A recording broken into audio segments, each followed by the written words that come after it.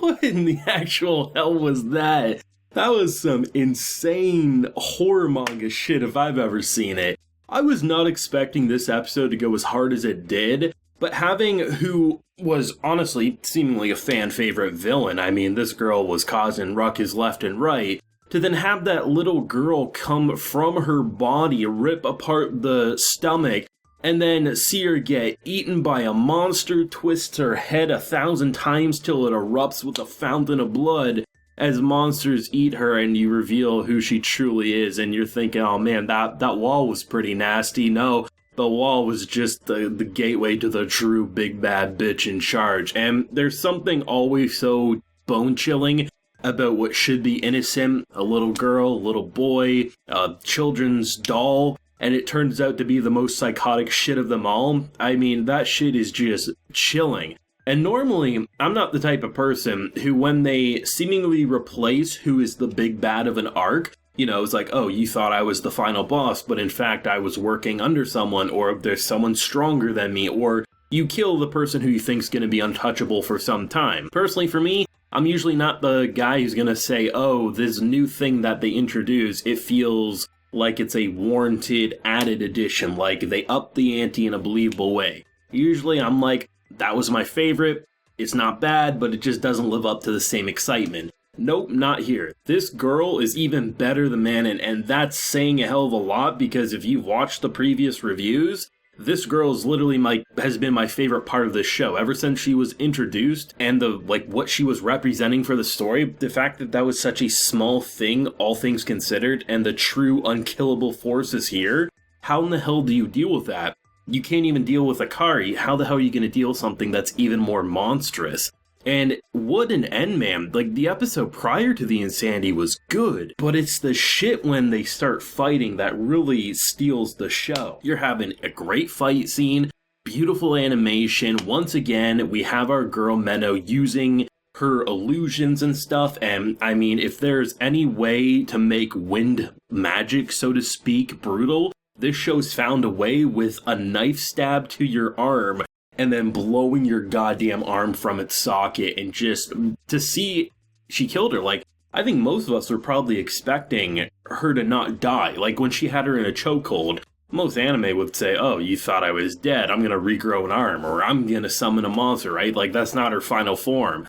But no, like, she actually was defeated there. And this show, over the past couple of episodes, has really subverted expectations, making you think, I know exactly where this is going to go, and that excites me because, at least for me anyway, the stuff that I was expecting is stuff that I actually like about anime, and then they're like, no, we're not going there, and instead, like pretty much every episode, they do something completely different that just makes your jaw drop to the floor, and no amount of hands can pick it back up. But damn, that girl! I mean, I know a lot of people were like saying, oh, she's not really dead, and she's going to represent something bigger, but I don't think anyone truly expected her to be summoned from her goddamn stomach, and then as she's having this playful conversation saying, I like singing, I like dancing, and then she's casually revealing history that kind of is mind-blowing, like, oh, there was a hero who saved the world and isn't remembered, but even that wasn't enough to stop me, which goes to show that they're completely shit out of luck. But holy shit, the monster scene, that was like some straight Silent Hill shit. Like, I wasn't sure where they were going with it, and by the time it finished, I still didn't know what I just experienced, but I knew Menno, Akari, and the world are boned. It's no surprise that human errors need to be dealt with or locked away so you can never escape said chamber of, like punishment. But holy shit, man, that caught me off guard. But like I said, even prior to the insanity, it was a good episode. I like seeing our girl kind of stand up because, she realizes shit's changing. She doesn't really know why shit's changing, but she needs to deal with it. And I like how they even tie back to the first moment that really made her suspicious of changes, which was when we were with the bishop and she was in the chair. She tried to erase something and it just didn't work, right? She was like, that's never, no matter how many times I try to erase this white blob, nothing seems to work. So by having that previously established, we know there's things that she can't navigate around. So when we see her use this weird shadow-like conjuring and she can't do anything with it, we realize, holy shit, that's to the same level. We don't even need her to explicitly state that. Visually, we know. And I think that's what this show's done a really good job at, is setting up expectations in terms of what characters can do, their strengths, their weaknesses, and we can understand things without an anime needing us to, explain it to us sort of a thing.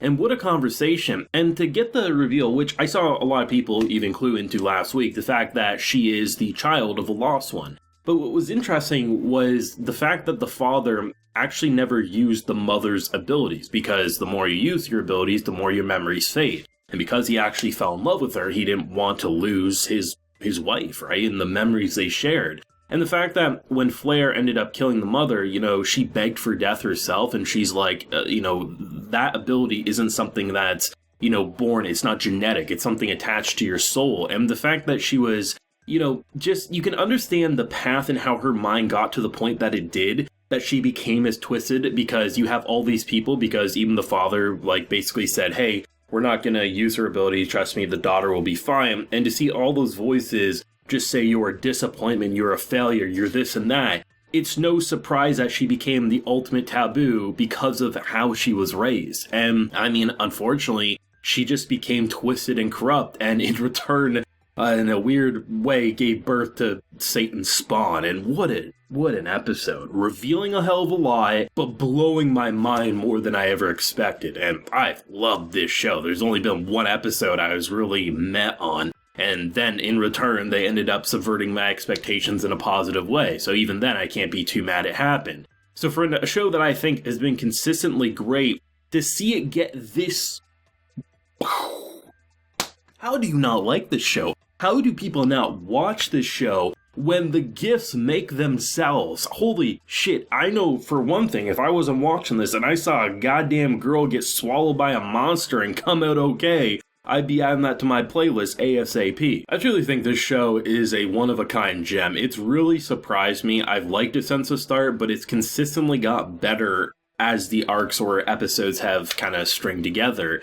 And I truly don't know how you deal with it. And I think in terms of a final obstacle, as much as I love my girl and her weird, almost emotionless personality, this is the better end goal. And I have to say, learning what the family was representing, learning why she was with this little girl that she was putting into a goddamn spiky death trap, everything about it is remarkable. It's really, really remarkable. And I can't believe how good this show has actually turned out. I mean, it's hard to say even if I want a second season or not, because they may well go out on such a bang that I think you can't top it. But I mean, as long as I make episodes, I'll probably be up here talking about it.